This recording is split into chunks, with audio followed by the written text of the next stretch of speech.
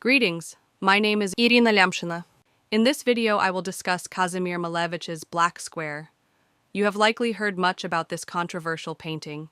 Some do not understand its significance or why debates surrounding Malevich and his work have persisted for over a century. The artist used his black square in the play Victory Over the Sun. I will not delve into this in detail, as you can easily find articles about it online. What is important is that the black square is valuable not as a stage prop, but as a painting that marked the beginning of non-objective art. What is non-objective art? It seems straightforward, without objects. Imagine a table with a cup and saucer. Then remove them from the table. What remains? Nothing. It seems logical. Or does it? Let's set aside literal interpretations and try to understand what is meant by non-objective. What lies beyond objects? Consider a still life with apples. What lies beyond the apple? As we approach the apple and look inside, we see juicy flesh and seeds. Deeper still, we encounter cells. Next, we reach the level of DNA molecules, then atoms and elementary particles. What lies beyond that? What is the limit of delving into matter? Aristotle believed in a fundamental substance that could not be reduced further. Prima materia. Everything else is composed of it. Alchemists depicted prima materia as cubes.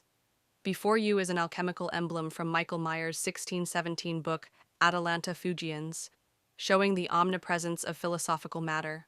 The cubes represent prima materia.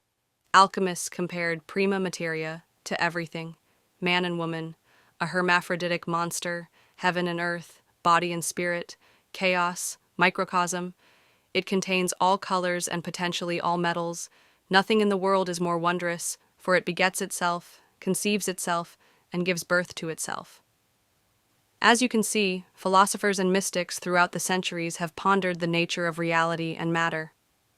At the turn of the 20th century, cultural figures were deeply interested in mysticism, secret spiritual teachings, and spiritualism. These ideas influenced Malevich and his work. Following his contemporaries, he sought what lay beyond objects, beyond the limits of matter. And Malevich found it. If objects are removed from painting, the painting remains. It becomes non-objective. You are left with color and form. Let's draw an analogy with music. Consider a song. The lyrics contain a story similar to what we see in a painting. The words have meaning and evoke emotions.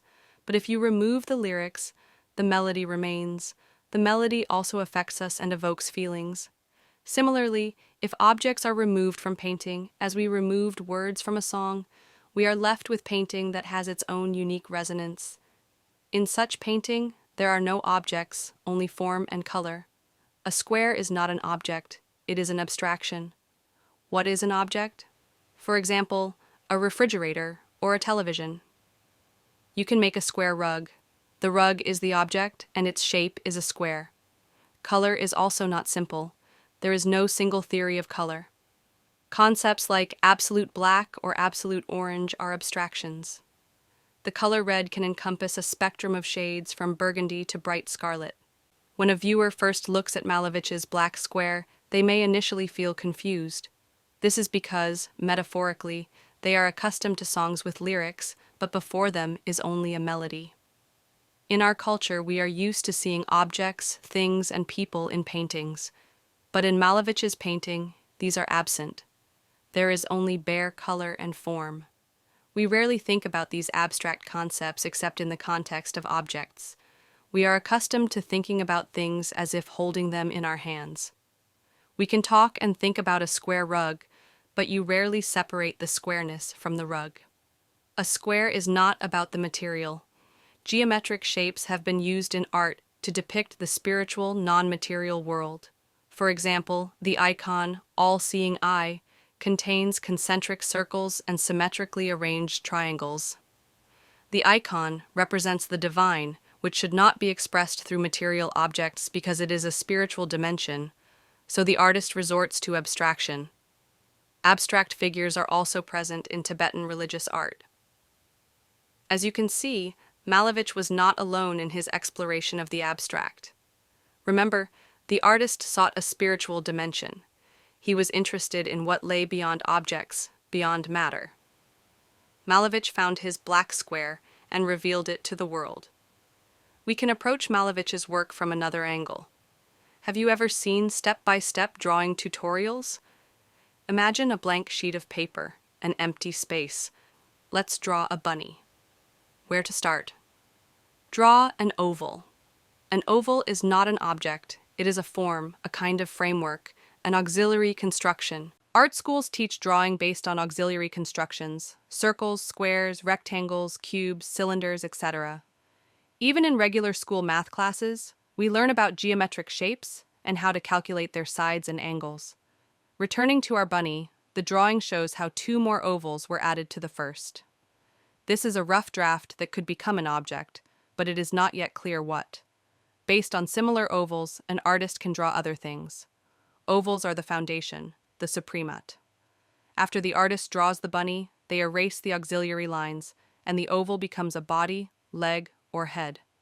Malevich drew attention to these primary forms, or supremats, from which artists create objects in drawings and then discard as unnecessary. Malevich declared that these primary forms, supremates, are unjustly ignored. Supremates also have the right to be objects of art and to exist independently.